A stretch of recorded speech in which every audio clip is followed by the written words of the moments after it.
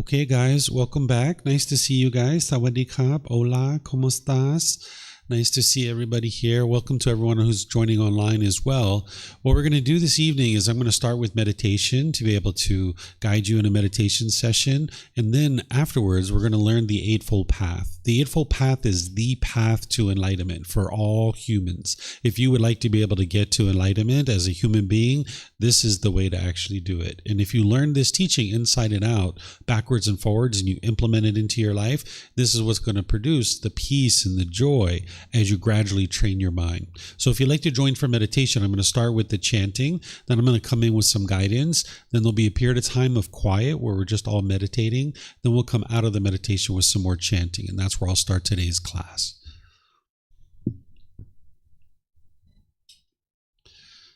Arahang Samma Sambuddho Mahakeva Bhutang Mahakavanang Apivateyami Savakato Mahakavata Tammo Dhammang Namasami Supatipano Mahakavato Savaka Sangho Sanghang Namami Namo Rasa Bhagavato Arahato Samma Sambuddhassa Namo Rasa Bhagavato Arahato Samma Sambuddhassa Namo Rasa Bhagavato Arahato Samma Sambuddhassa Iti piso Mahakeva Arahang Samma Sambuddho Vicacaranang Sammuno Sakato Rokavitu Anutero Purisa Dhamma Sati Satatawa Manusrang Bhutto Bhagavati.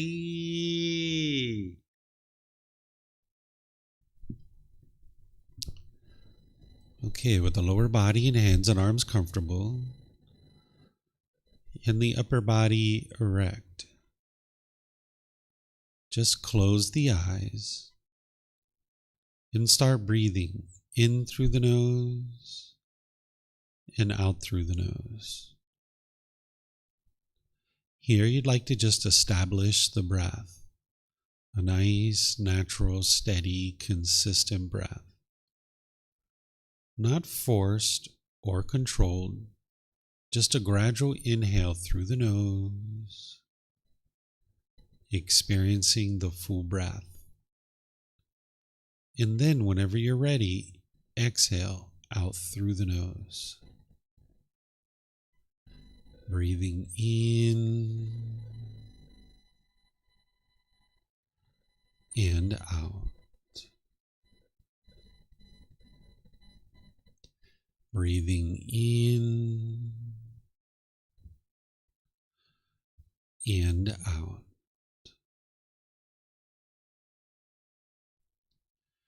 Your breath may not match up with the guidance that I'm providing, and that's okay.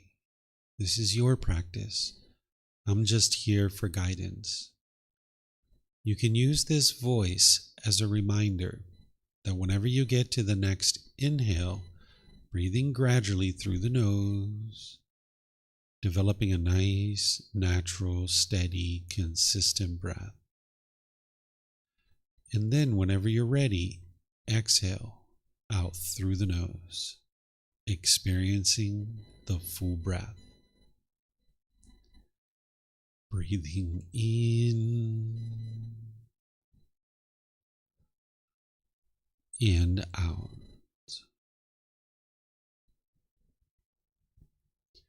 Breathing in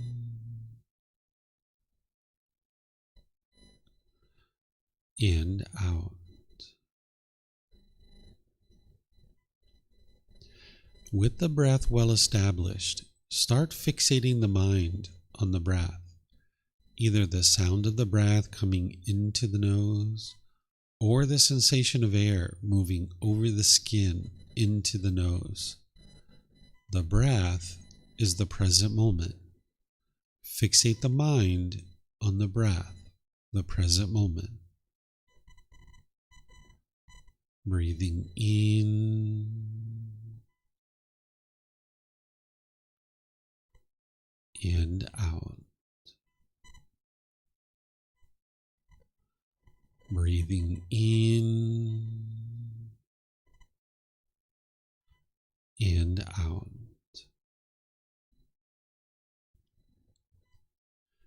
With the mind fixated on the breath, whenever you notice that it moves off the breath, cut that off, let it go, and come back to the breath, the present moment.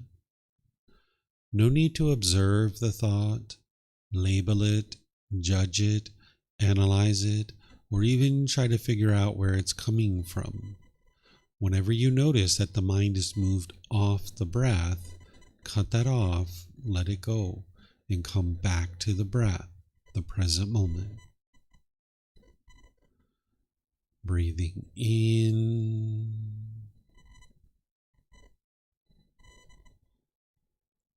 and out.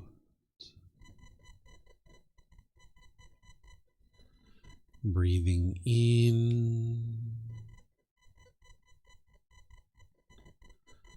and out.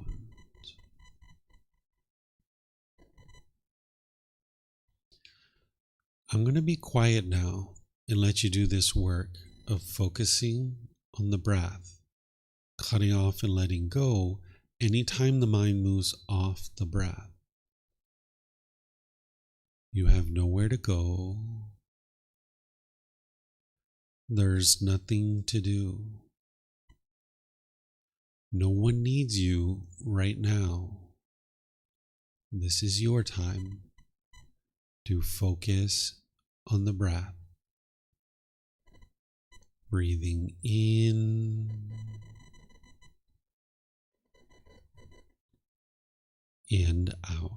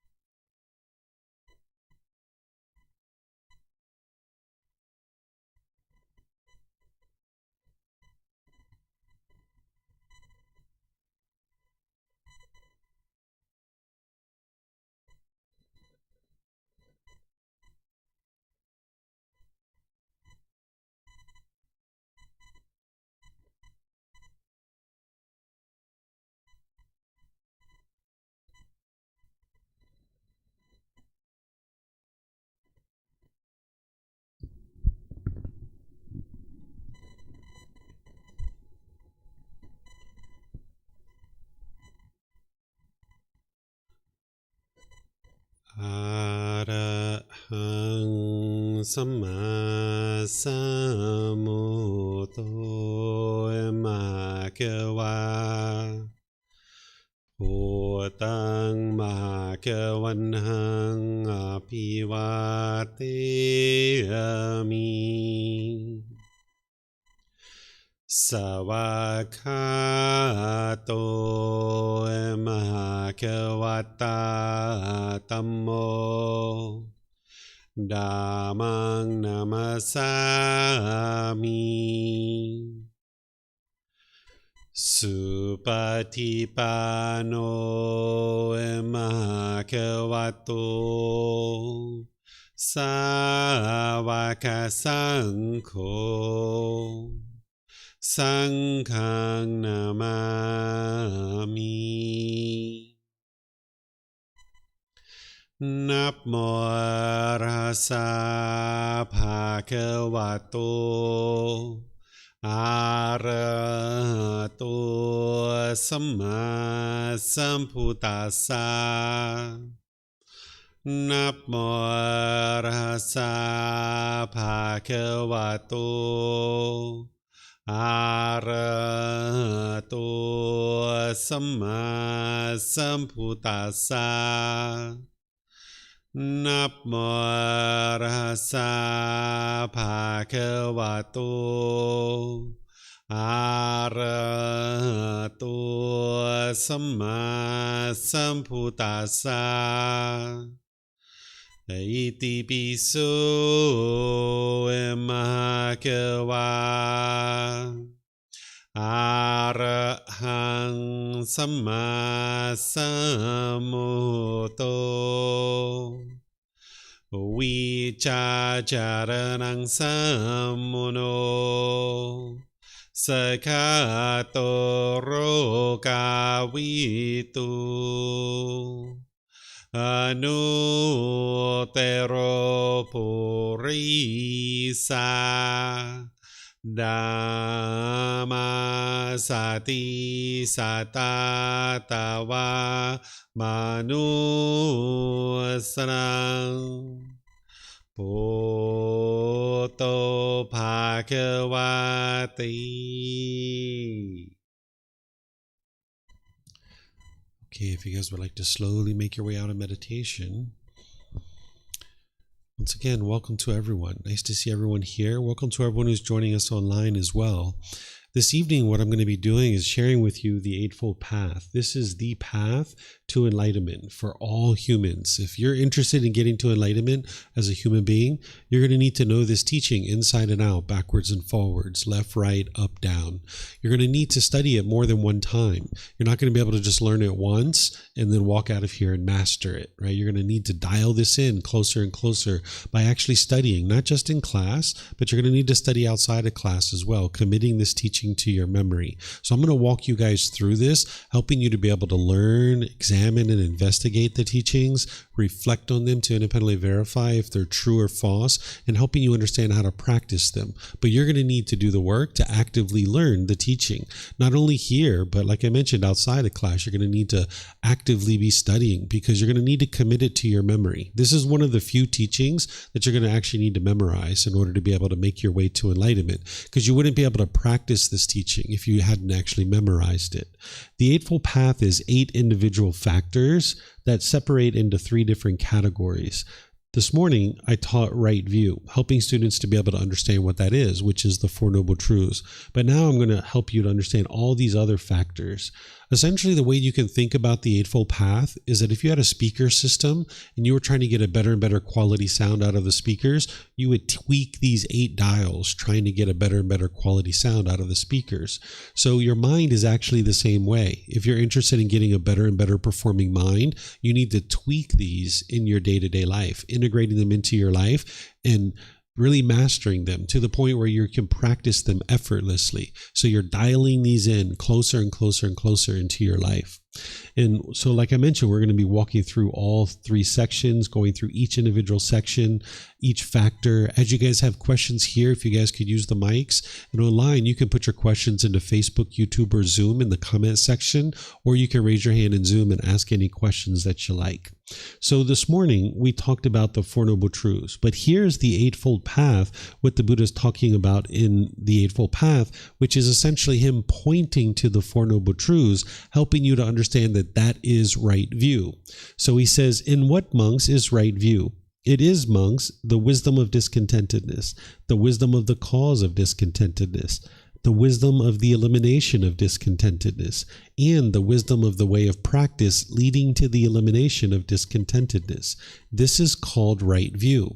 So what he's doing here is he's pointing to another teaching, because the Eightfold Path is a core central teaching that everything else integrates into. So he's not going to repeat the Four Noble Truths within the Eightfold Path, because he always teaches that separately as a separate teaching. So what I've done here underneath of this line is I've put the top section of the Four Noble Truths, just so you can see the connection between the Eightfold Path in the Four Noble Truths, understanding that this is right view. So then what I typically do is I help students to understand what is right view through teaching them the 3 universal truths, which is what I taught this morning, the universal truth of impermanence, discontentedness, and non-self, because you're going to need to know all 3 of those and independently verify them so you see the truth for yourself. Then we talked about craving, desire, attachment, this longing, yearning. Then we walked through the Four Noble Truths, helping you to understand the problem, which is the discontentedness, where the unenlightened mind is going up and down at different times, experiencing happiness, sadness, frustration, all these other discontent feelings. Then we explained and helped you to independently verify that discontentedness is caused by craving, desire, attachment, the longing, yearning, the mind's craving permanence when everything in the world around you is impermanent. It's constantly changing. But the mind craves permanence in the unenlightened state. And if it gets what it wants, it gets happy and excited. It gets pleasant feelings. But if the mind doesn't get what it wants, it gets the painful feelings like anger, sadness, frustration, and others. And the way that you eliminate this is in the Third Noble Truth, that by eliminating craving, desire, attachment, you will eliminate your discontentedness. If you eliminate the cause, once you understand the cause of your discontentedness is craving, desire, attachment, if you eliminate the cause, you eliminate the effect. And then the Fourth Noble Truth is explaining the complete perfect plan.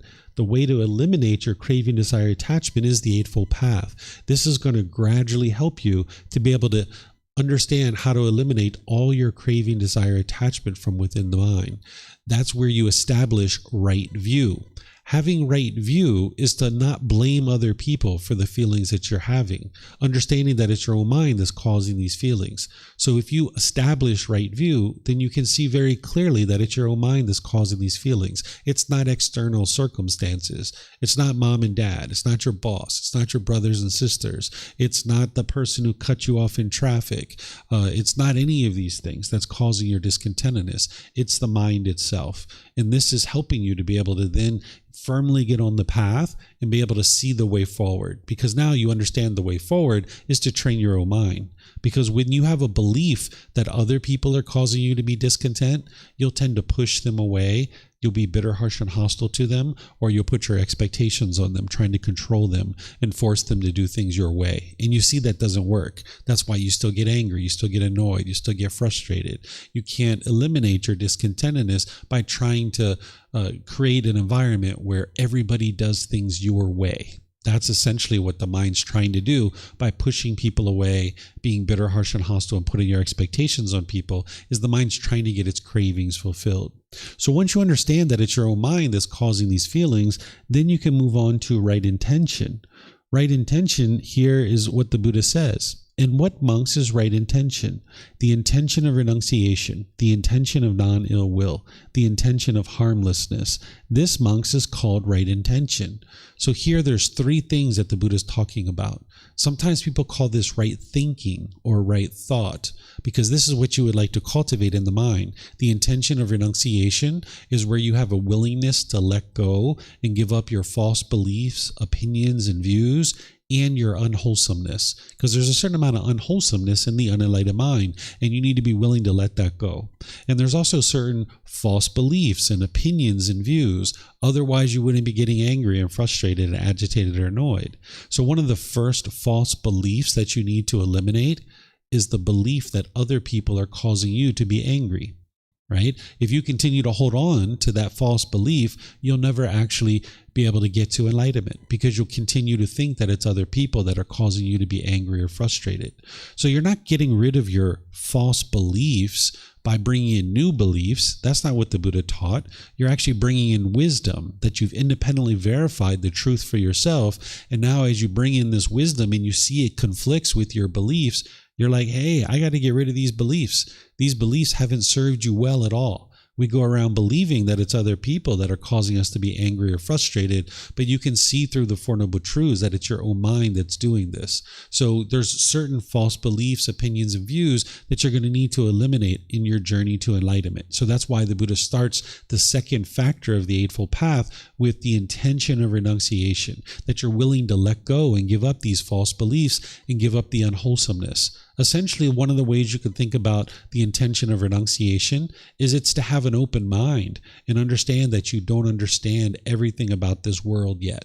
Otherwise, you wouldn't be getting angry and frustrated or annoyed. That's the mind struggling and having difficulties living in a world that it doesn't understand. The second part of right intention is the intention of non-ill will.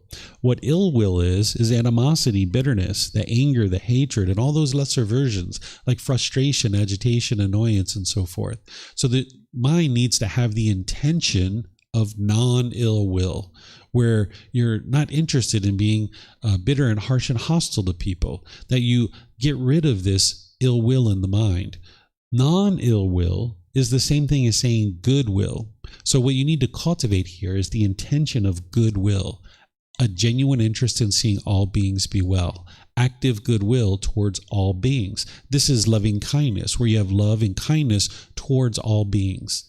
Then there's the intention of harmlessness, where you're disinterested or incapable of causing harm to others. Because as long as you cause harm to others through your speech, your actions, or your livelihood, that harm is just going to come back to you.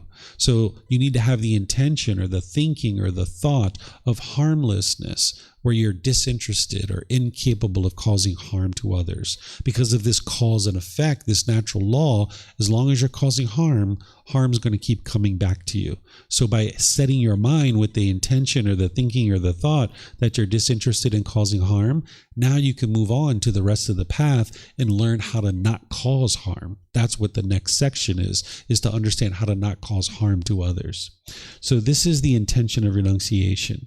So just as a little summary here, the right view is the Four Noble Truths, accepting responsibility for your own intentions, your feelings, your speech, your actions. Everything that you're experiencing in life is coming from your own decisions. So you need to accept responsibility for that, understanding that it's craving, desire, attachment that's leading to your discontent feelings. It's not other people.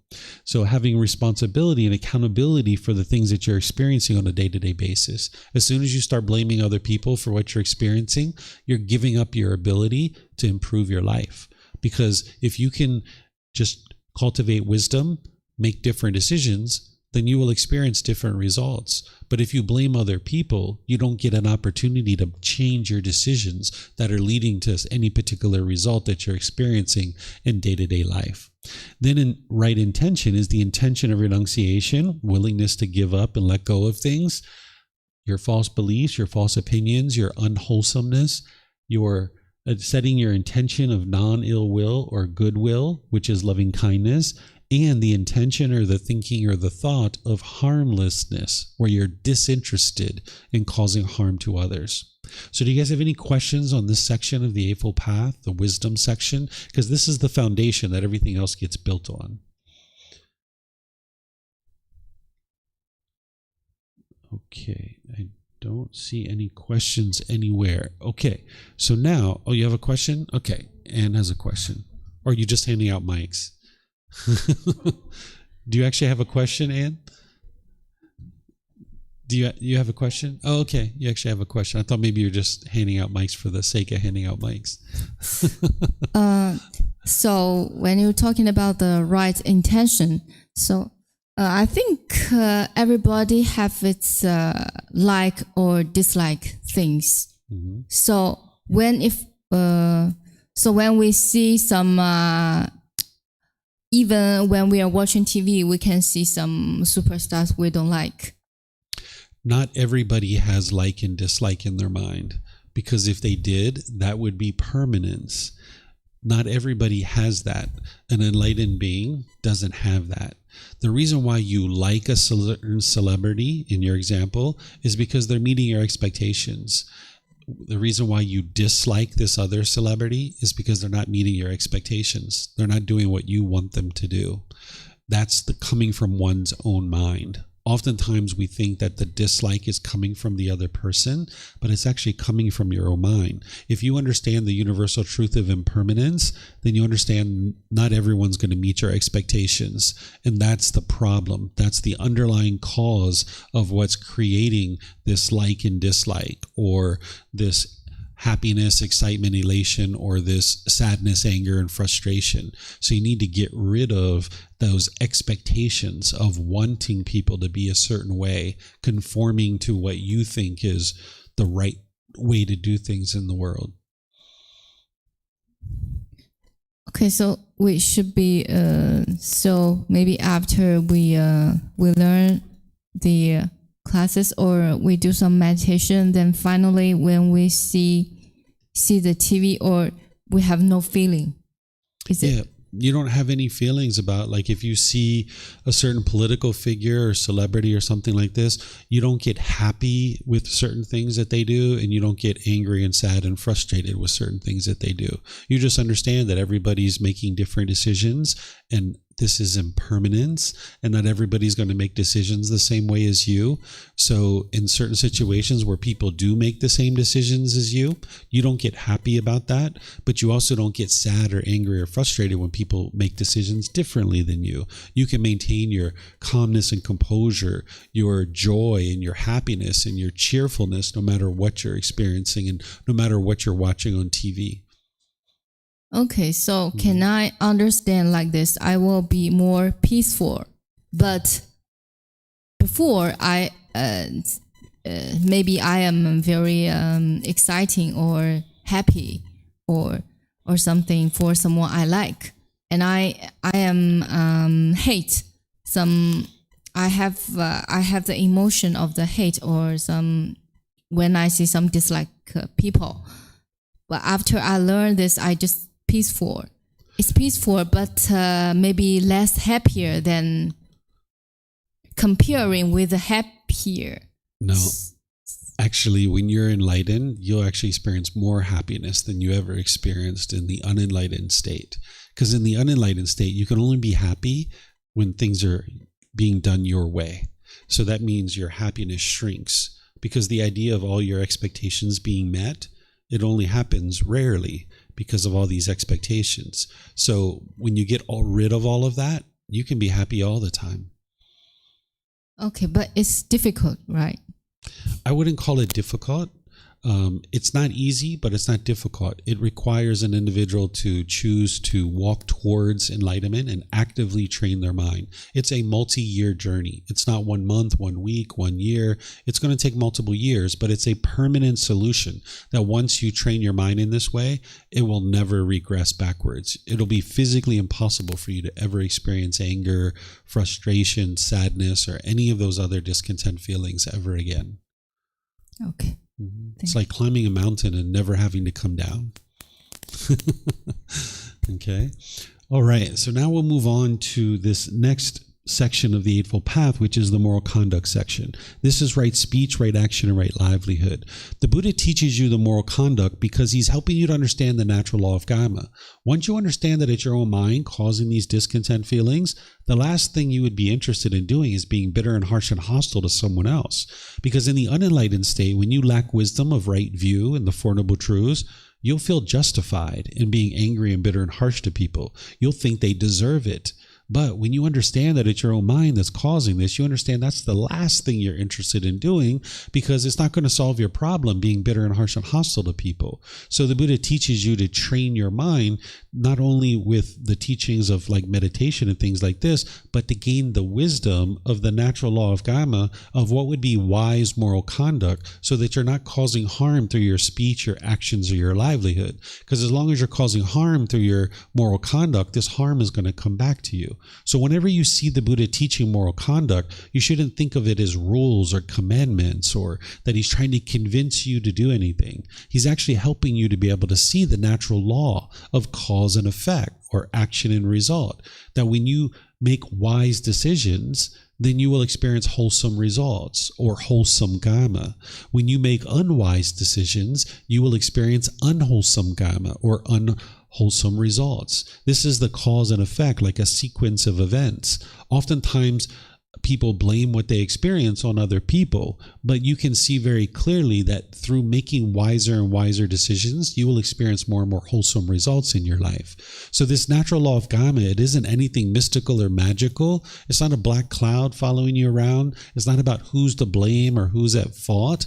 It's just a sequence of events that, based on certain decisions that you make, you're going to experience certain results. And when you're walking around with the unknowing of true reality and confusion about this natural law, you're going to tend to be making unwise decisions, thinking that the decisions you're making are all the best decisions. But now when you implement those decisions, they're going to blow up in your face. And you're going to be like, whoa, what just happened? Why did this occur? You'll be confused of why certain things are happening in the world. But when you understand this natural law of karma, it'll be very clear to you why every single thing is happening in the world the way that it is. And now when you understand this natural law, you'll tend to make wiser and wiser decisions, producing more and more wholesome results. For example, if we were a kid walking down the beach and the wind was blowing and we started kicking up sand and the wind was blowing that sand back in our face, we would learn very quickly, stop kicking up sand, because it keeps blowing back in our face. If we just stop kicking up the sand, we won't get the sand blowing back in our face anymore. So if we don't like sand blowing in our face, just stop kicking the sand. So that's what the Buddha is teaching you, is if you don't like people being bitter, harsh, and hostile and aggressive with you, then you're going to need to learn how to stop being bitter, harsh, and hostile and aggressive. Because as long as you put that out, that's what's going to come back to you. So right speech, right action, and right livelihood is going to teach you how to practice harmlessness in the decisions that you make about your moral conduct. So I'll show you guys how this works. So here with right speech, the Buddha says, "And what, monks, is right speech?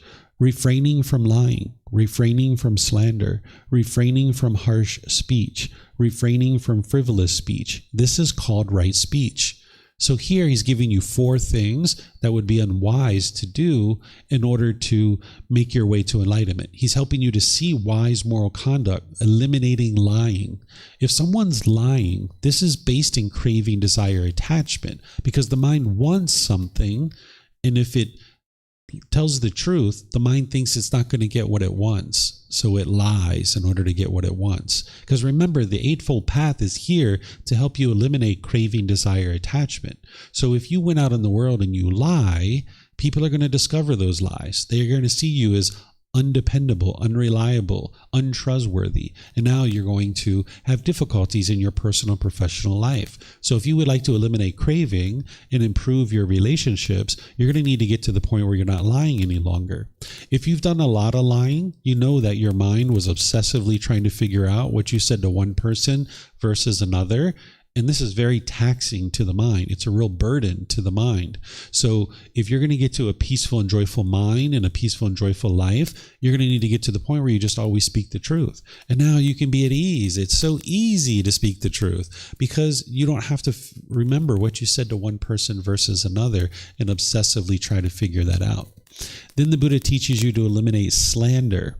This is also based in craving and anger and ignorance, like we were talking about this morning, right? That in order to slander someone or gossip someone, that means you're degrading and diminishing them. You're trying to make them look bad. You're damaging their reputation. The unwholesome karma that you'll experience if you do this, at the height of this, you can be murdered.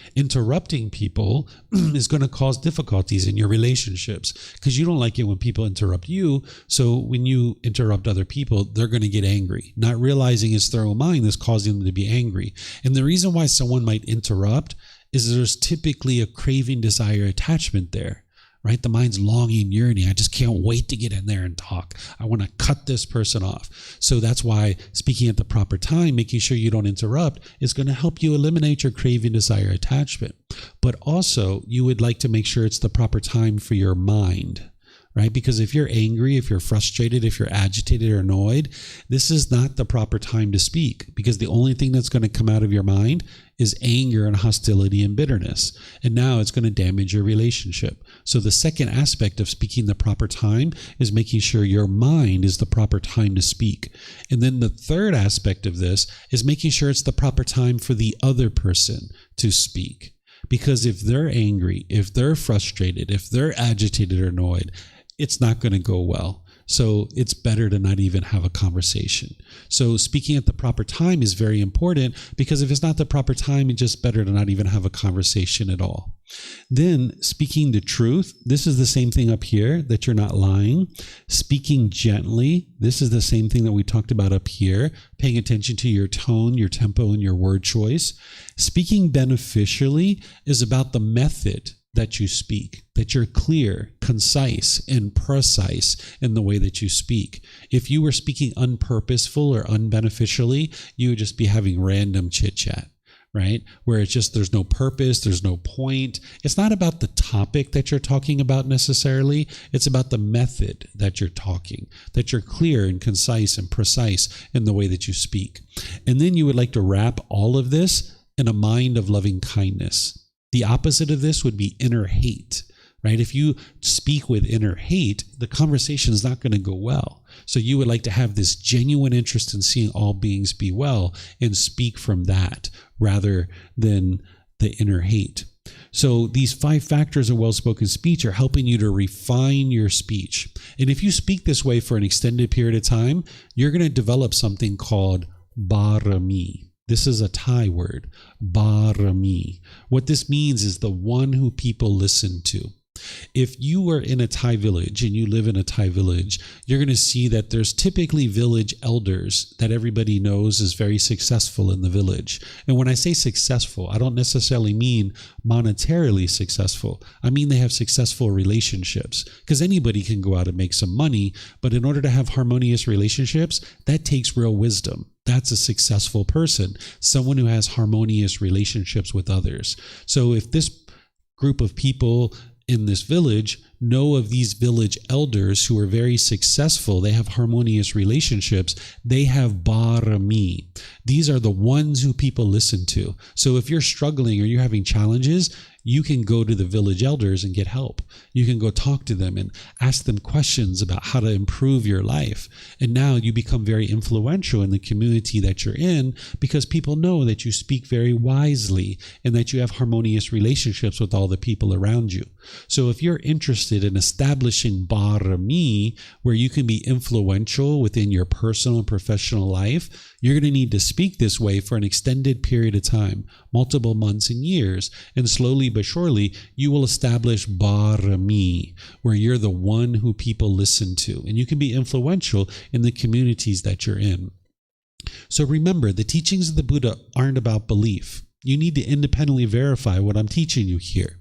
So take these 5 factors of well-spoken speech, since they encompass these up here. Take these 5 factors of well-spoken speech and look at them. Think about a recent conversation that didn't go very well.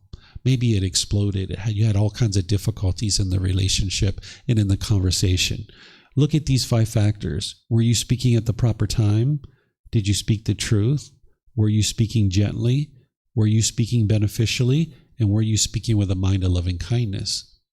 You weren't, right? And maybe the other person wasn't either. And that's why the conversation didn't go well, right? But then take the other side of this and look at conversations that have gone well, because you've been in many conversations that have went well, and you can see that you were practicing these 5 factors. Because remember, these are the natural laws. They affect you whether you're aware of them or not. right? So in certain conversations where they've gone really well for you, that's because you were practicing all 5 factors of well-spoken speech. And now you can just consciously do this more and more, because in the past you were not aware that you were practicing the 5 factors of well-spoken speech. But now that you know what they are, you can start to tune your mind in and tweak this so that in every single conversation, you're talking with the 5 factors of well-spoken speech. And then you'll see your conversations go really well for you. Okay? So here we call this right speech, but we might actually think about this as right communication. Because in the lifetime of the Buddha, all they had was speech. But nowadays, we have all kinds of ways of communicating. We have text messages, chats, we have emails, we have social media posts and things like this. So if you were really angry and you went over to your keyboard and you were pounding out an email, that's not the proper time to communicate. Right here from the 5 factors. Because if you hit send on that email, you're putting out bitterness and harshness and hostility into the world. It's just going to come back to you. So rather than hit send, hit save. Or let's just say you went into a job interview and you knocked it out of the park, and these people really think you're great and they're going to hire you. But now they look at your social media and they see that you're being bitter, harsh, and hostile in your social media. You're probably not going to get the job. Right? So you'd like all your communication to be with the 5 factors of well-spoken speech, dialing this in closer and closer in your day-to-day life. As you're working on building this, because this is going to take you time to build up in your life, if you can remember to speak polite, kind, friendly, and respectful, this will really help you. You're going to need to know the 5 factors of well-spoken speech and practice those closely. But between now and then, if you can just remember polite, kind, friendly, and respectful, because sometimes you're going to be in a certain conversation and you can't remember the 5 factors of well-spoken speech, but this is kind of like something that you can use to kind of help you through that. And then look at the 5 factors of well-spoken speech to refresh your memory so that you can practice those more and more closely. You're going to find a lot of details in this book, Developing a Life Practice, The Path That Leads to Enlightenment, about speech. I go through each individual factor in detail because you can cause a lot of harm in your speech, and you'll see that you have difficulties and struggles in certain relationships. So you're going to need to learn the 5 factors of well-spoken speech really well and practice those closely. Then there's right action. Here's what the Buddha says. In what, monks, is right action? Refraining from taking life, refraining from taking what is not given, refraining from sexual misconduct. This is called right action. So here he's giving you 3 really impactful things that you could cause harm through your bodily actions. But these aren't the only things. He's just giving you 3 really impactful ones. In fact, these are associated with the animal realm. As an animal, they go around and kill, they steal, and they have sexual misconduct. They're having sex with lots of different animals. So this is going to help you to get away from those animalistic instincts to become a better and better human being. But there's other bodily actions that could potentially be harmful, and the Buddha is not going to give you an exhaustive list of everything because there's just too many. So notice he doesn't say it would be unwise to walk up to someone and punch them in the face. Right? But if you understand this factor, you know that it's unwise to punch someone in the face, because the natural law of karma is that they're going to probably punch you back. They're going to pull out a knife or a gun, or their friends or their family are going to attack you. That's the unwholesome results of choosing to punch someone in the face, right? So notice the Buddha doesn't say it would be unwise to roll your suitcase through the aisle of a plane and run over people's feet and bump into their knees. Right? Because planes didn't even exist during his lifetime. So he's not giving you an exhaustive list here. He's just giving you 3 impactful ones. And then you're going to need to dig deeper and be able to see that you're not interested in causing harm through your bodily actions at all. It's the 5 precepts that expand this for you and give you more illuminating language than this, because something like refraining from sexual misconduct, that doesn't really give you much insight into what that is, right? So you need the 5 precepts to be able to understand these in more detail. And what I like to do is give people a heads up that this sexual misconduct, it doesn't include same-gender relationships. Sometimes people think when they see this that must include same-gender relationships. No, there's no harm there. Two loyal, loving, consenting adults choosing to have a sexual relationship, they're not causing harm to anybody. So if you have a same-gender relationship or you know someone who does, they're not causing harm to anybody. That's why you can have those relationships and be just fine. Not everybody's going to have sex with someone of the opposite gender. That would be permanence. And we understand the universal truth of impermanence. Ever since the beginning of time, human beings have had sex with the opposite gender, but they've also had sex with the same gender too. There's never been a time in human history where everybody had sex with the opposite gender, because that would be permanence. And we understand the universal truth of impermanence. So if you look at the 5 precepts, it's going to expand these and give you much more illuminating language to help you, because this sexual misconduct is very detailed, and you would like to make sure you're not causing harm through your sexual conduct. In these others as well. So the Buddha doesn't give you an exhaustive list here, but just clues you in to make sure that you're not causing harm with your bodily actions. Then there's right livelihood. Here, the Buddha just gives you something very general and very broad. He says, in what, monks, is right livelihood? Here, monks, the noble disciple, having given up wrong livelihood, keeps himself by right livelihood. What a livelihood is how you choose to sustain your life. Right? Like your job or occupation. How is it that you acquire the basic necessities to sustain your life? So here, the Buddha just gives you something very general and very broad in the Eightfold Path, but then you need to look at his other teachings to be able to find right livelihood and what he's actually talking about. There's actually 2 levels of purification. It's called the first fold of purification and the second fold of purification. This first fold of purification is what I'm going to teach you here. So what the Buddha teaches you is that it would be unwise to have business in weapons, living beings, meat, substances that cause heedlessness, and poisons. All of these are going to cause harm to others. And if you sustain your life off of causing harm to others, this harm is going to come back to you. So you would like to look at each one of these. And if you need a new job or you'd like to switch to a new job, you'd like to be sure you're not actually practicing any of these 5, because it's going to cause harm to others. And this harm is going to come back to you as long as you're sustaining your life off of causing harm to others. But remember, this isn't rules. It's not commandments. The Buddha is helping you to be able to see the natural law of karma. And you can't believe this. You're never interested in believing this. You would like to see the truth for yourself. So let's just take one of these and I'll show you how to do this. Let's take substances that cause heedlessness. Let's just say I was on the street corner and I was selling marijuana, or say I was selling heroin or cocaine or crystal methamphetamine into the community and standing on the street corner.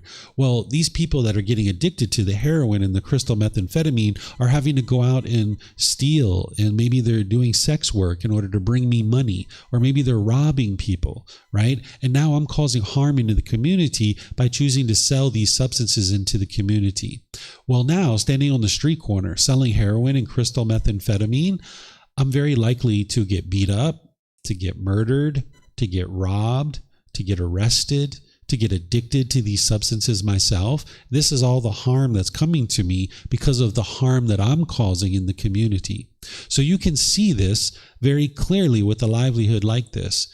But remember, this is the natural law of karma. It's functioning at a much higher level than human laws, because human laws, a government might say, hey, you would like to be a cashier at that liquor store? Sure, go ahead. We're not going to arrest you for that. But if you understand the natural law of karma, you can understand that that's unwise, right? Because liquor stores is where people get beat up, they get murdered, they get robbed. That's what happens in those kinds of places, because you have people coming in that are addicted to these substances. And at the very least, you're going to be dealing with intoxicated clientele from time to time. And how can you get to a peaceful life and a peaceful mind if you're having to constantly deal with intoxicated people, right? So you can see how you can independently verify each one of these to be able to see how it's causing harm, and harm comes back to you. But you need to look beyond the human laws. You're looking at the natural law of karma, not the human laws. Then the Buddha teaches you how to perform your livelihood in a way that you can have enthusiasm and motivation. You can be successful in the livelihood that you perform, because it's not just a matter of having a job. It's about having enthusiasm and being motivated, encouraged in the work that you do, to the point where it doesn't even feel like work anymore. So he teaches you to eliminate scheming, flattering, hinting, belittling, and pursuing gain with gain. What scheming is like corruption. Let's just say I was a politician. I was like a mayor of a town. I'm not causing any harm by being a mayor of a town, but if I was corrupt, now I'm causing harm. Maybe I'm doing these backhanded deals. Maybe 10, 15 years into my career, people find out about it and they don't reelect me. And now I'm having difficulties to sustain my life because I can't be a politician any longer, because people found out that I was corrupt. And now this is going to hinder you from having a very peaceful and joyful life, because you can't sustain your life very easily. Then there's flattery. The Buddha teaches you that it would be unwise to give insincere comments to people just to get them to purchase things from you. Have you ever been to a store where you walked in and they were like, "Oh, wow, that shirt looks so good on you. It brings out the colors of your eyes. You know, I have these earrings over here that would go really well with that shirt. You would just look so phenomenal if you had these earrings to go along with that shirt," right? They're trying to flatter you. And you might have felt like, I don't even want to go into this store. I just want to turn around and leave. I'm not even interested in looking around, right? This is the flattery that the Buddha teaches you, that it would be unwise to do that. Then hinting is where you're not clear and concise in the way that you communicate at your work. So let's just say all of us were on a project team and we needed to go in and brief the boss about a project that we were doing. We'd like to be clear and concise and precise about what it is that we're doing. Whereas if we're kind of beating around the bush, so to speak, and not being clear and concise, the boss doesn't understand what we're doing and we're not going to perform very well. So the Buddha teaches you to be clear and concise in your work and your communication at your work. Then he teaches you to eliminate belittling. What belittling is where you're being degrading and diminishing to your coworkers, to your business partners, to your customers, or to your competition. Sometimes people think that it's helpful to belittle your competition and make them look bad in front of your customers. But actually, it's making you look bad, and people aren't going to be interested in doing business with you, because people do business with business. People do business with people. They don't do business with businesses. They do business with people. And if the person that they're interacting with is degrading and diminishing other people, they're not going to enjoy that process, and they're not going to be interested in repeating it, right? So you would like to be cheerful and bright and uplifting. And if you don't have anything good to say about your competition, then just don't say anything at all. If people ask you questions about your competition, you can just say, "I'm not quite sure what they do, but this is what I can help you with." Right? And you just let them know what you can do for them, rather than focusing on what your competition is doing. Then the Buddha teaches you to not pursue gain with gain. What this means is that you just take a job for a paycheck, that you could really care less about the work that you're doing. You're just showing up for the money, and that's it. If you had that kind of job, the first few months, you'll pretty much like it because you're getting more money and you're getting this money, but eventually that's going to burn out. And now you're going to be feeling unmotivated and unenthused about this work that you're doing. And you're going to be dragging yourself to work each day. And it's going to feel miserable going to work each day. The Buddha's helping you to be able to see how to get to a right livelihood where you can have enthusiasm and joy with the work that you're doing. So if you're pursuing gain with gain and you're just there for the money and you could care less about anything else, you don't really care about the product or the service, that's going to burn out over time and you're going to be unmotivated in this work. So he would like to help you to be able to see how you can thoroughly enjoy the work that you're doing each day. Where when you go to work each day, it doesn't even feel like work. Your alarm clock goes off in the morning. It's like, sweet, I get to go do this thing that I really enjoy. And hey, sure, you're getting money for it, but that's not even what's important to you. What's important is you just thoroughly enjoy the work that you do each day, right? So that's what you would like to be able to focus on, is finding that livelihood that you thoroughly enjoy. You know, here in Thailand, if you go to some of these markets and stuff, you're going to probably see on the street corner, maybe there's like a elderly old woman there that maybe woke up in the morning, she went out to her mango grove, she picked her mangoes and she cleaned them up with a big old smile on her face. She loaded them up on her motorbike and brought them to the market. She prepared her sticky rice and her coconut milk. And then when you show up, she slices up those mangoes with a big old smile on her face. She pours the coconut milk over the mango and the sticky rice, and she has such a big smile on her face as she hands you that mango and sticky rice and collects her 40 baht. Right? She thoroughly enjoys the work that she's doing. She can't imagine doing anything else. And it's not even about the money. She just enjoys serving you that mango and sticky rice. So essentially what you're looking to do is you need to find your mango and sticky rice. What is your mango and sticky rice in this world? And it's going to take you some time to figure that out because your mind's going to be pulling you in all these different directions. And you've got to figure out what's your mango and sticky rice, right? So that's what the Buddha is helping you to be able to get to with this right livelihood. And this is called the first fold of purification. That you're not doing any of these 5, which would cause harm, and you're not doing any of these things during your livelihood. This will get you to the first fold of purification. But then there's a second fold of purification. And that's where you'll see in volume 12, chapter 14, that the Buddha has the second fold of purification. This is in there as well, but also the second fold of purification. So if you're in between jobs right now where you're unemployed, or if you're in a job that you don't particularly care for and you would rather get to something better, you might decide to look at volume 12, chapter 14, because that's where you're going to see the full detailed teachings of right livelihood. And remember, you can get these books online by downloading them from our website. You can take it and go print it. You can get printed versions here by reimbursing us for the printing cost, or you can order them on Amazon. So let me know what questions you guys have here on this moral conduct section, because this is a nice little summary to help you understand what it is that we just talked about, because we were talking about right speech. And that's the way the Buddha talks about it, where you ensure that all your verbal conduct is harmless, where you're not causing any harm through your verbal conduct. But remember, we need to expand that based on the way that we communicate these days, that we have text messages, emails, chat, social media. You would like all of that to be using the 5 factors of well-spoken speech and be harmless. Then you would like to make sure that your bodily actions are harmless, that you're not causing any harm through your bodily actions. And then your livelihood needs to be harmless as well, that you pay attention to those 5 livelihoods that could cause harm: business and weapons, living beings, meat, substances that cause heedlessness, and poisons. And then you eliminate scheming, flattering, hinting, belittling, and pursuing gain with gain, because that's going to help you get to the first fold of purification, or the first level of purification. So this moral conduct is going to help ensure that you're not causing harm to others, so then harm isn't coming back to you. So let me know what questions you guys have here on this particular section of the Eightfold Path.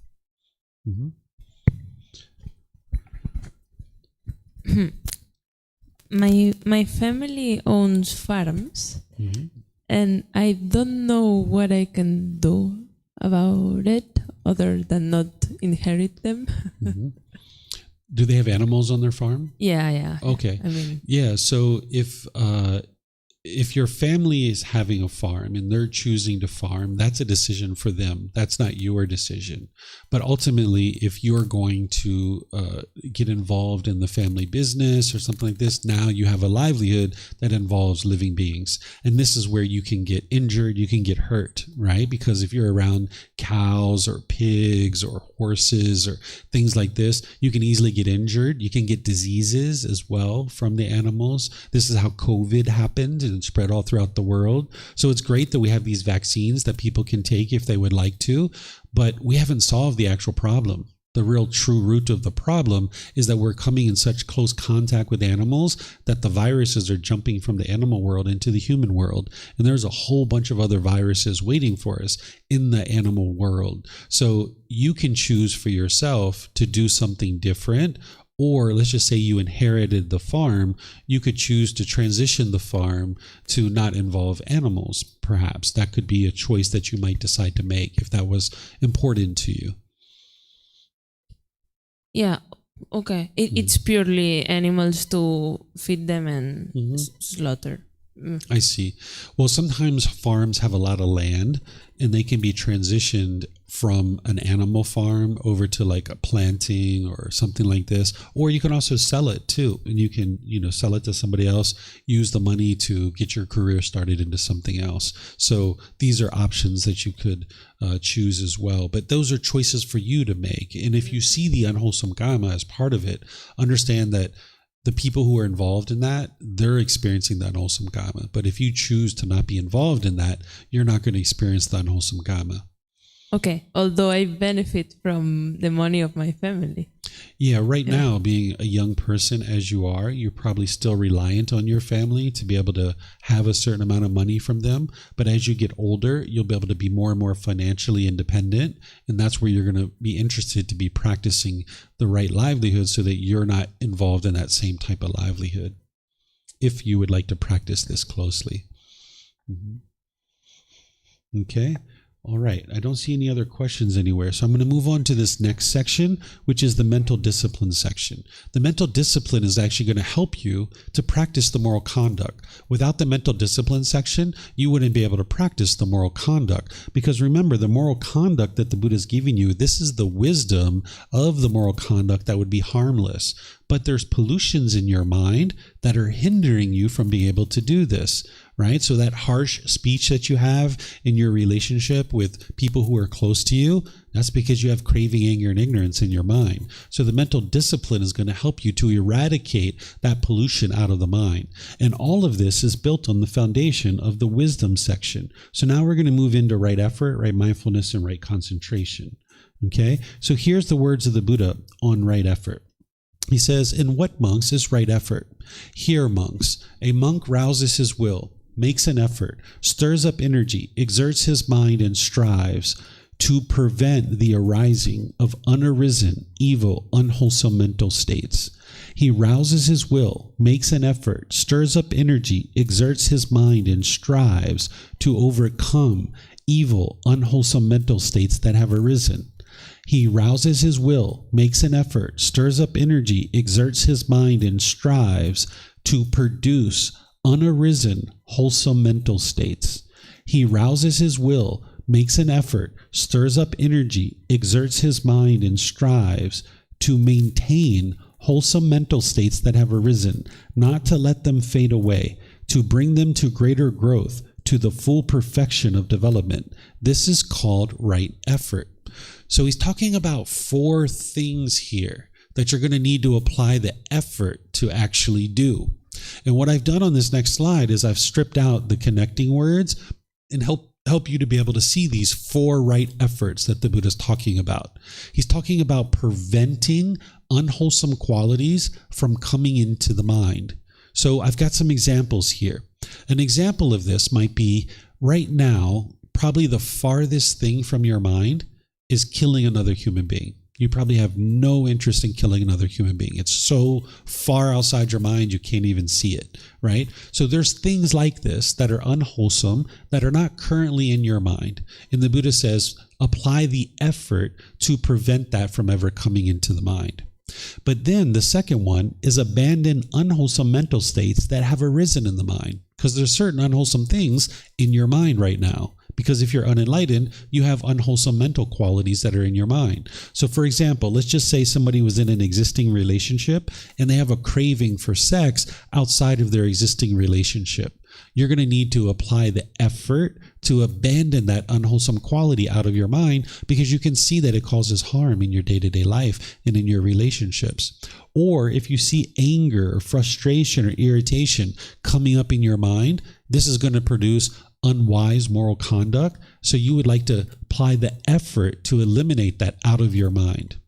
Then the Buddha teaches you to produce unarisen, wholesome mental states to arise in the mind. There are certain wholesome mental states that are not currently in your mind right now. And you're going to need to apply the effort to bring those into the mind. So for example, generosity. You're going to learn that on the path to enlightenment, you're going to need to practice generosity with the people around you, because your mind's craving, desire, attachment, it's going to produce selfishness where you're holding on to things. It's like mine, right? If I spend 3 hours doing this, I want this in return. If I do 3 days of this, I want this in return, right? So your mind's going to hold on to your money and your possessions and things like this. But when you can practice generosity, where you're giving and sharing with the people around you, that's going to train your mind to let go. That's part of the training that's going to eliminate your craving, desire, attachment. Because your craving, desire, attachment, the mind's holding on. But with generosity, you're training the mind to let go. So you can be joyful in giving and sharing with others, that you're giving and sharing without any expectation of anything in return. So you're going to need to apply the effort to do this if you don't currently have generosity in your mind. You're going to need to bring that generosity into your mind. Or say something like compassion. Compassion is the concern for the misfortune of others. On one side of this is indifference, where you could care less about what happens to other people. On the other side is worry and anxiety, where every little thing that happens in the world, you worry and have anxiety about what other people are experiencing. The middle way is compassion, where you have concern for the misfortune of others. Well, if you notice that your mind has indifference or worry and anxiety, then you're going to need to apply the effort to bring this wholesome quality of compassion into your mind. And you're going to need to apply the effort to do that. Then there's maintain wholesome mental states that have arisen, not allowing them to fade away, and work to increase their growth in the mind, bringing them to full perfection and full development where they're permeating in the mind. An example of this might be loving kindness. You probably have loving kindness in your mind, where you're loving and kind to certain people, but it might not be brought to full growth and full perfection and development. That's why you still get angry in some situations. That's why you get frustrated and agitated or annoyed, and you might be bitter and harsh and hostile to people, because it hasn't been brought to full growth and full perfection and full development. So where you see that your mind is lacking in loving kindness, you're going to need to apply the effort to bring that into the mind and bubble it up in your mind. You're going to have to get rid of that unwholesome quality of anger and bring in the wholesome quality of loving kindness. And you're going to need to apply the effort to do this. Or another example might be sympathetic joy. Sympathetic joy is the joy for others' success, even if you didn't contribute to it. The opposite of this would be envy or jealousy. So maybe in some situations you have sympathetic joy. Someone's like, hey, I'm thinking about going to Thailand on a vacation. You're like, hey, I've been to Thailand. That's a great place. You're going to have a wonderful time. You know, there's this lady that stands on the corner that sells mango and sticky rice. Oh, it's really, really good. You'll probably like that, right? So you might have this joy for their success. But now let's just say you're at work and there's a new position that opens up.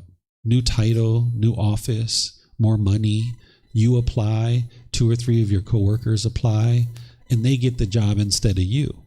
Maybe you're jealous. Maybe you're envious.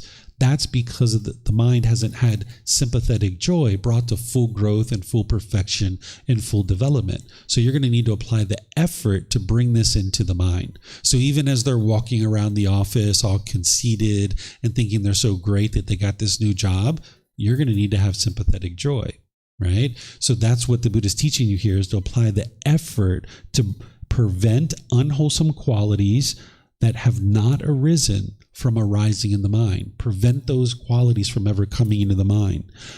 Apply the effort to abandon unwholesome qualities that have arisen in the mind. Then apply the effort to produce unarisen wholesome mental states to arise. So certain wholesome mental states that aren't in your mind right now, you're going to need to apply the effort to bring those into the mind. And then you're going to need to apply the effort to maintain wholesome mental states that are in your mind, not allowing them to fade away. Bring them to full growth and full perfection and full development. This is what's called right effort. Now, the examples that I'm using here are just examples. What is wholesome and unwholesome that's in your mind? That's going to be unique to you. And you're going to need to figure that out. What are the wholesome and unwholesome qualities that are in your mind? And that's where the next step comes in. The next step is going to help you to be able to identify the wholesome and unwholesome qualities in your mind. So here the Buddha is describing right mindfulness. In what, monks, is right mindfulness? Here, monks, a monk resides reflecting on body as body, dedicated, clearly aware and mindful, having put aside craving and worry for the world. He resides reflecting on feelings as feelings, dedicated, clearly aware and mindful, having put aside craving and worry for the world. He resides reflecting on mind as mind, dedicated, clearly aware and mindful, having put aside craving and worry for the world. He resides reflecting on mental objects as mental objects, dedicated, clearly aware and mindful, having put aside craving and worry for the world. This is called right mindfulness. So here, once again, he's talking about four things: body as body, feelings as feelings, mind as mind, mental objects as mental objects. What he's talking about here is something called the four foundations of mindfulness. But first, let's just talk about mindfulness for a moment. What mindfulness is in general is awareness of mind.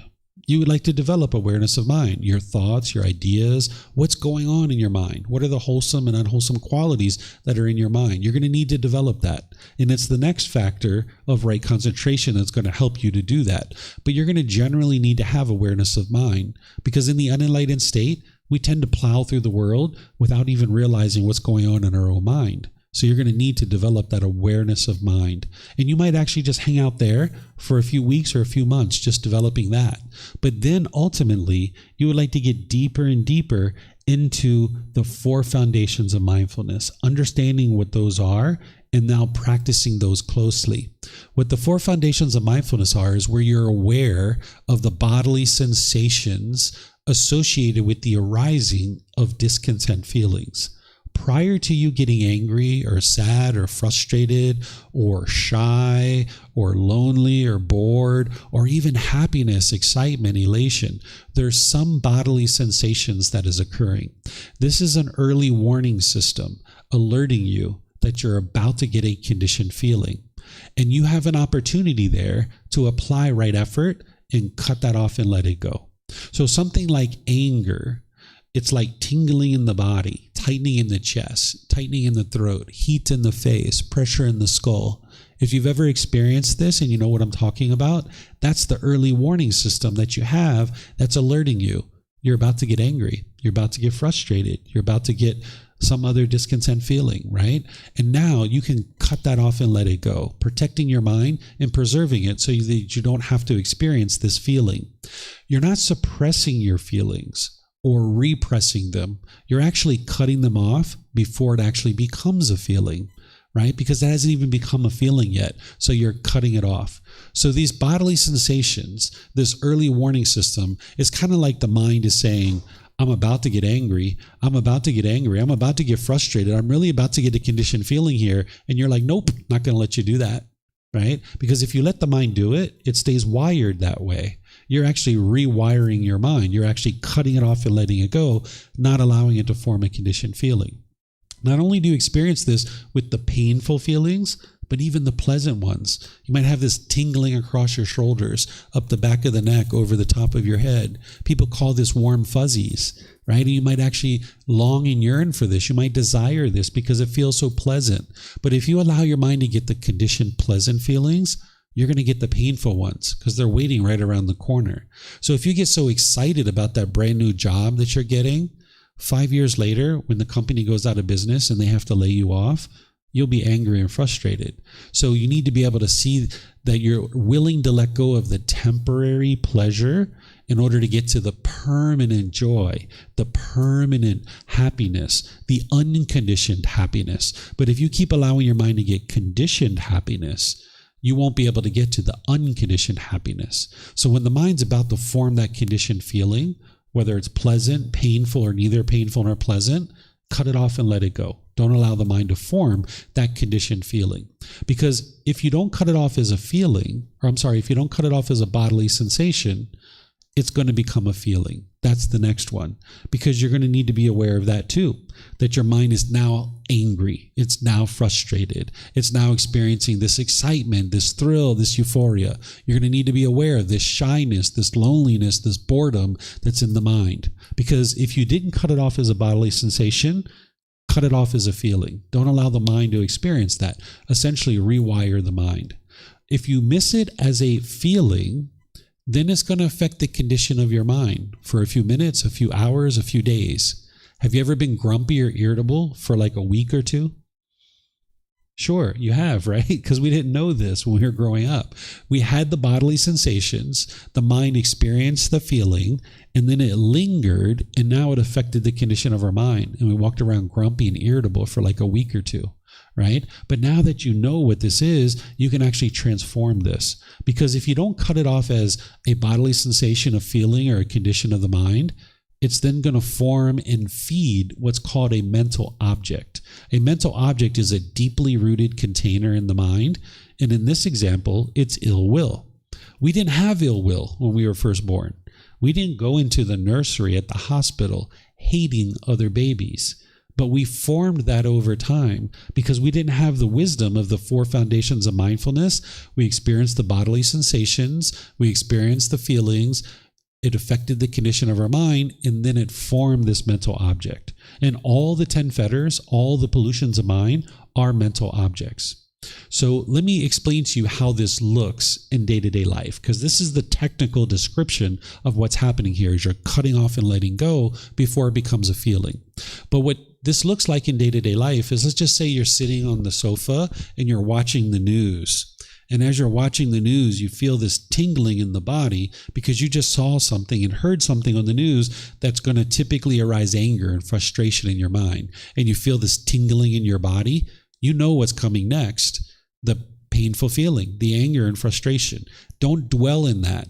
Cut off the news. Redirect the mind. Apply the right effort to go for a walk, go for a bike ride, go to the bathroom and wash your hands, go to the kitchen and get a glass of water. Don't allow the mind to sit there and dwell and form that conditioned feeling.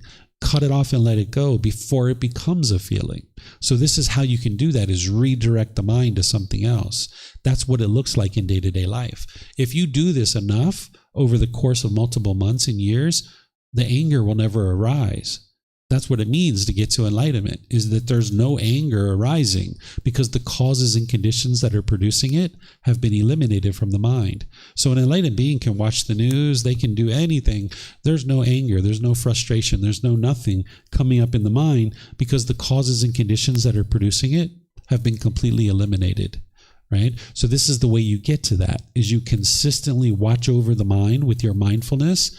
And whenever you see the arising of discontentedness, you cut it off and let it go. Essentially, your mindfulness is like a virus scanner. Your virus scanner on your computer, it sits in the background and it watches over your hard drive.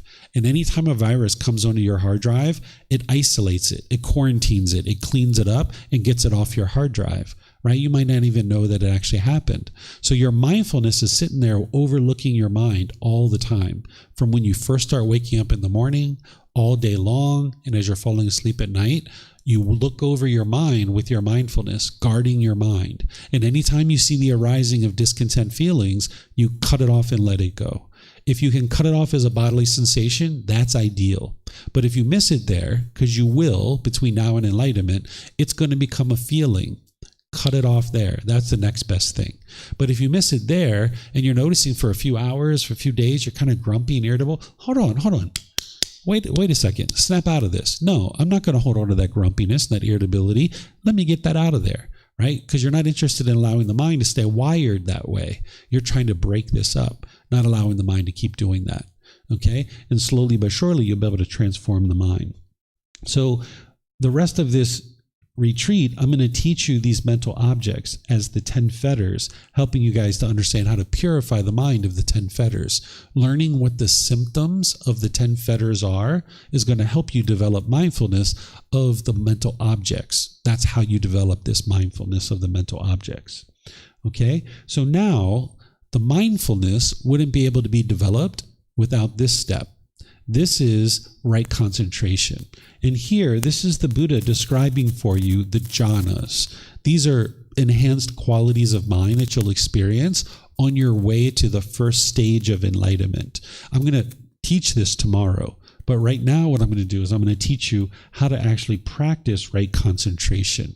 Because what the Buddha is teaching you in right concentration in the Eightfold Path is he's explaining to you the results of having put together the entire Eightfold Path. What are you going to start experiencing? And there's enhanced qualities called the jhanas that you're going to start experiencing. And I'm going to teach that tomorrow in the morning of what are these jhanas. So I'll explain it to you. But for now, I'm going to teach you how to practice right concentration.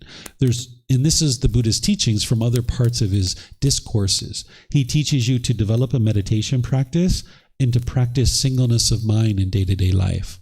Your meditation practice is going to help you to develop your concentration, but also your mindfulness as well, your awareness of mind. So just a little bit ago, when we were meditating and we were focused on the breath, that's developing the concentration. When the mind moves off the breath and you notice it, that's the mindfulness. Your mind's exercising to learn and develop that mindfulness. When you cut off that thought and let it go, that's your right effort to get rid of that unwholesome quality and bring the mind back to the breath. And now you develop your meditation practice this way on a consistent, ongoing basis, so that then in your day-to-day life, when you're noticing the anger arising, you can cut it off. Boom. You can cut it off. When you notice the shyness, the embarrassment, the disappointment, the frustration, the annoyment, any of these discontent feelings, boom, you can cut it off. But if you're not training with meditation on a consistent, ongoing basis, you're not going to be able to cut it off. And that's where the Buddha says you're going to regret having not meditated. So your breathing mindfulness meditation is the first one that you work on, but then you would like to develop your loving kindness meditation, because that's going to eliminate the anger, the hatred, the ill will, and all those lesser versions, even that dislike towards another person. It'll help you eliminate that too. And even if you have negative self-talk in your own mind where you degrade and diminish yourself, loving kindness meditation will help you to eliminate that. So these are the two meditations that you would like to focus on, because they eliminate craving and anger. Remember, from the 3 poisons, that's going to help you to eliminate that. And then there's 2 specialized meditations that not everybody needs that I'm going to teach as part of this retreat, which is the meditation to eliminate sexual craving and the meditation to realize non-self. But not everybody needs that. But everybody's going to need breathing mindfulness meditation and loving kindness meditation. And you would like to build this up to 2 or 3 sessions per day for 30 minutes per session. Okay, and that's where you're going to see the real results. So once you're building this up, and as you're building this up, understand that it's going to take you 6 months, a year, even 2 years to build up this kind of frequency of 2 to 3 sessions for 30 minutes per session, right? So you're not in a race with anybody. You're not in a competition. It's your journey to enlightenment. You're not in a race with anybody else, right? So take your time. Don't put pressure on yourself, but gradually build up your practice little by little, like I was teaching this morning. Then the other part of your right concentration is practicing singleness of mind, where you're doing just one thing at a time. Oftentimes people are taught to do multiple things. We call this multitasking. This wasn't a thing until 1960s. In the 1960s, computers were invented and they started being shared throughout the world. And people were like, computers multitask. We can too, right? But actually, the human mind can't multitask. You can't actually do more than one thing at a time. What you're actually doing is you're doing one thing for 5 or 8 seconds, and then you're rapidly cycling to another thing for 3, 4, 5, 10 seconds, and then you're rapidly cycling to another thing for 3 or 4 or 5 seconds. So if you were talking on your phone to your mom, you're watching TV, and you're eating a sandwich, you're not actually doing all 3 things at the same time. This is why when you get off the phone, you can't even remember what you talked about with your mom, right? Because you're talking with your mom a little bit, you're watching TV a little bit, you're eating the sandwich a little bit, and now this conversation that could have been 15 minutes long, it was like 45 minutes or an hour. And then you didn't bring forth all your wisdom to be able to be polite, kind, friendly, respectful with your mom. You probably said things you regret. So now you got to call her up and say, Mom, I'm so sorry. I apologize. I didn't mean to talk to you that way, right? Or maybe you agreed to certain things on the phone call that now when you get off the phone call, you're like, man, I forget. What was I supposed to do for Mom again? And now you got to call her back up. And you're like, Mom, what did I just say I was going to do? So actually you think you're being more productive by talking to Mom, watching TV, and eating a sandwich, but it's actually taking more time. You're actually wasting time, and you have to go back and clean things up. If you get to the end of your day and you feel stress and anxiety, This can be from the mind running around and running around and running around and running around. This is like a horse on a racetrack. If you ever go to a racetrack where horses are racing, when they go to the barn, they can't calm down. They're hyped up because they've been running around the track so much that they're all hyped up, right? So it's the same thing as if you go to work 8 hours a day and you're running around and running around and running around, running around. When you get home, you'll have a hard time relaxing. Your mind will be all hyped up, just like that horse. So the Buddha teaches you to just do one thing at a time. So if you're in a business meeting and your mind is thinking about this trip to Thailand that you're going to take in 3 months, that's not going to help you in the business meeting. Cut that off and let it go. Come back to the business meeting. If you're washing dishes and your mind is wandering, come back to the dishes, right? You're going to lose your concentration. You're going to cut your hand with this knife, and now you got to go to the hospital. So just focus on whatever task it is that you're doing, just one thing at a time. This is called singleness of mind. The way that you can think about this is that if you had a piece of wood and you had a steel rod and you drag this steel rod back and forth on the wood, at the beginning, it's going to pop around a lot. It's going to bounce around all over the place because there's no groove there yet. But if you grind that steel rod back and forth enough, eventually you're going to get a groove going. And now when it pops out, you're going to know that and you're going to be able to bring it right back to the groove. But if you bring this steel rod back and forth long enough, you're going to get a deeper and deeper groove.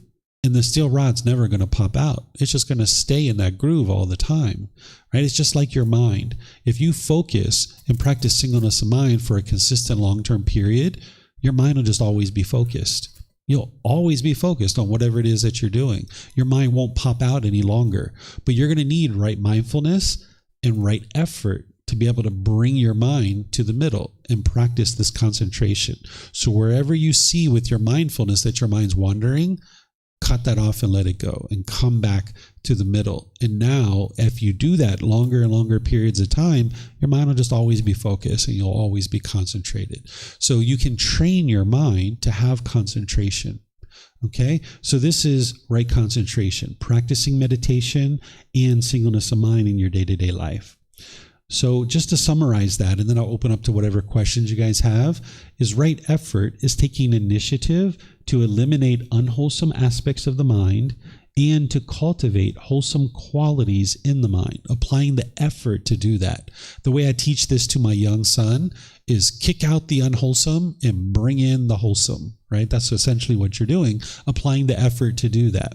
Then your right mindfulness is awareness of mind, having awareness of your thoughts and your ideas, your feelings, your emotions, all the things that are going on in your mind. But then more specifically, the 4 foundations of mindfulness, being aware of the bodily sensations that are arising prior to your mind experiencing a feeling, being aware of the feelings, being aware of the condition of the mind, that you're grumpy and irritable or some other discontent aspect of the mind that is going on a persistent long-term basis. And then ultimately the mental objects. So that's the body, the feelings, the condition of the mind, and the mental objects. You're going to need to build awareness of all 4 of those things. Then right concentration is to practice meditation and develop singleness of mind until you start experiencing the jhanas. You'll still need to practice those things even when you're experiencing the jhanas, but once you're experiencing the jhanas, your practice shifts at that point, because up to the jhanas, you're putting together all the factors of the Eightfold Path. But those jhanas are like the light bulb flickering, and it's helping you to be able to see that you're putting together the Eightfold Path really well. That's why you're getting those enhanced qualities of mind. And as you are, you start pivoting and you start focusing your mind more on the 10 fetters. And this is what we're going to pick it up tomorrow, is I'm going to teach you about the jhanas. I'm going to teach you more detail about the 4 stages of enlightenment. I'm going to teach you walking meditation. And then ultimately tomorrow evening, we're going to be discussing personal existence view. I'm going to explain what it is, what the symptoms are, how to eliminate it, and how to know that you've eliminated it, because that's the very first fetter of the 10 fetters. So tonight, just kind of wrapping up this eightfold path, I walked you guys through each of these factors: right view, right intention, right speech, right action, right livelihood, right effort, and right mindfulness. This is the path to enlightenment. This is what's going to guide you to this peaceful and joyful mental state where you no longer experience any discontent feelings and your personal and professional relationships are really blossoming. And there's 3 sections here. There's the wisdom section, which is the foundation, then the moral conduct, which is going to teach you how to practice harmlessness in terms of your moral conduct, and then there's the mental discipline, which is going to allow you to bring the moral conduct into practice. You know, when the Buddha would teach students, he would actually teach them right view first, and then right after that, he would teach them moral conduct. Today, a lot of people focus a lot of time on meditation, but if you are meditating 23 hours a day, even though you can't do that, let's just say you were, and you went outside for an hour a day, and you're like being bitter, harsh, and hostile to people, you're not anywhere close to enlightenment. And as long as you keep putting out that bitterness, harshness, and hostility, it's all coming back to you. You're still generating unwholesome karma. It's kind of like if an oil pipe busted and it was spewing oil all over the world, you're not going to go clean up the mess on the floor first. You're going to shut down the oil pipe so that it's not continuing to spew oil all over the world. So that's what the Buddha taught, is that first you understand right view, that it's your own mind that's causing these discontent feelings. Then the very next thing is to work on your moral conduct. Shut down the unwholesome moral conduct. Because as long as you're being bitter, harsh, and hostile with the people around you, you're still generating unwholesome karma. You're still spewing oil all over the world. And you'd like to shut that down as soon as possible. And then that's where the meditation comes in, because it's going to help you to be able to improve your moral conduct. So do you guys have any questions on the Eightfold Path? These are 8 dials that you're tweaking, and you're going to need to consistently be working with this over months and even years to be able to practice this closer and closer. And when you bring your practice up to that level and you practice it for an extended period of time, that's where you're going to experience enlightenment and the qualities of enlightenment coming through more and more. Any questions here? I just want to ask a very ridiculous question. What if a soldier, he attended an army, he have to fight for another country, he have to kill people? He doesn't have to, or she doesn't have to. That's a choice that they're making. The only thing we have to do is die. That's the only thing we have to do. Everything else is optional. So that's why learning something like this will help you. Because if you go off into killing people, that's where you're going to be likely to be killed yourself.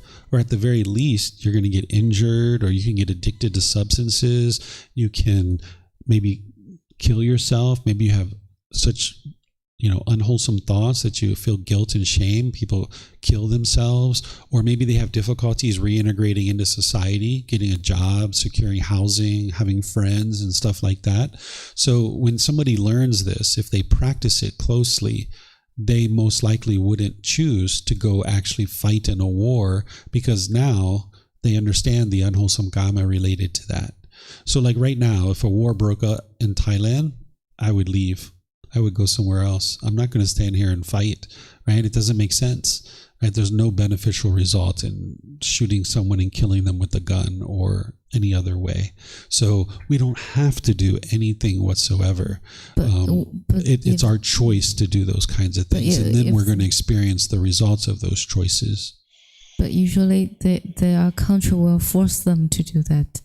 Nobody can force you to do anything, because if you look at like the current war in Russia and Ukraine, there's a lot of people that just left. As soon as the war broke out, they left, right? And now let's just say there's a draft and you're in the country and they say, hey, you either go to war and fight or we're going to put you in jail. Okay, put me in jail. I'll sit in jail, right? That's what I would rather do, because I'm not going off into war to kill other people. And you can keep me in jail as long as you like, because you can keep this body in the jail, but you can't keep the mind in the jail. The jail can be, or the mind can be liberated and free. So nobody can force you. I even know soldiers who were drafted into the military, went off into war. They carried a gun, but they actually never shot it. even when they were being shot at, they never shot it. And they're still alive today because they didn't kill, so they weren't actually killed themselves, right? So everything you do in life is a choice. And the more that you understand these teachings, you'll make wiser and wiser choices about what you choose to do in the world so that you can experience wholesome results or wholesome karma. Okay, so I don't see any other questions anywhere online or here at the temple.